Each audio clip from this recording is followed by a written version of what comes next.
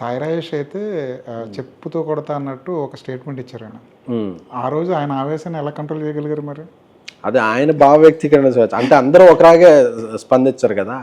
నేను ఒక రకంగా స్పందిస్తా, ఆయన ఒక రకంగా స్పందిస్తాడు. సాయి రాజేష్ సినిమాల మీద కావాలని నెగిటివ్ ప్రాపగండా చేసే వాళ్ళు ఉన్నారు. సాయి రాజేష్ అక్కర్లా, ఇండస్ట్రీలో ప్రతి సినిమాల మీద చేసే వ్యక్తులు ఉన్నారు. ఎవరో కూడా మీకు తెలుసు. ఎందుకు తెలియదా? మీకు తెలియదా? మీడియాకి తెలియదా? సాయిబాబా సూక్తులు చెప్పడం కాదు, మనం సాయిబాబాలో ఉంటాం. సాయిబాబా ఏం చెప్పాడు? ప్రపంచాన్ని అందరినీ కూడా బాగా చూసుకోమని చెప్పాడు. మాట్లాడితే ఆయన మాట్లాడటం కాదు. సాయిరాజేష్ భావ వ్యక్తీకరణ అలాగే ఉంటుంది. అతను డబ్బులు పోతున్నాయి అంటే ఒక రకంగా స్పందిస్తాడు, నేను ఒక రకంగా స్పందిస్తాను. సో ఇక్కడ దానికి ఎవరు ప్రేరేపిస్తున్నారు, ఎలాగా ఇది చేస్తున్నారు అనేది. పోనీ మిగతా 99% మంది మీడియా అలాగే ఉన్నారా? లేరు కదా, ఒకళ్ళో ఇద్దరు అలా ఉంటున్నారు. అవును. మరి దీనికి ఇష్టపడేది ఎప్పుడు? దీనికి ఇలాంటి నెగిటివ్ ప్రాపగండాకి ఫుల్ స్టాప్ పడేది ఎప్పుడు? అది ఎప్పుడైనా సరే నొప్పి ఒకసారి తీసుకుంటాం, 2 సార్లు తీసుకుంటాం, 4-5 సార్లు తీసుకుంటాం. 10 మంది 10 సార్లు తీసుకోరు. వ్యవస్థ నుంచి మార్పు వచ్చేస్తుంది. ఒకసారి గిల్లితే గిల్లించుకుంటారు, 2 సార్లు గిల్లితే 4 సార్లు 10 గిల్లుతున్నారండి, తిరిగి గిల్లుతారు. అది అనేది ఆటోమేటిక్గా మీడియా ఇండస్ట్రీ నుంచి వచ్చేస్తారు రెవల్యూషన్. ఎందుకంటే నువ్వు బాగుపడటం కోసం అందరినీ నేను చంపేస్తాను, అందరినీ గిల్లేస్తాను అంటే ఎవరు ఒప్పుకోరు.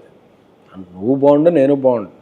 ఇప్పుడు ఒక చెత్త సినిమాని ఎవరో ప్రమోట్ చేయమనరు, ఒక మంచి సినిమానే చంపేస్తామంటే ఎవరు ఇదెవరు. దానికి టైం ఇవ్వండి.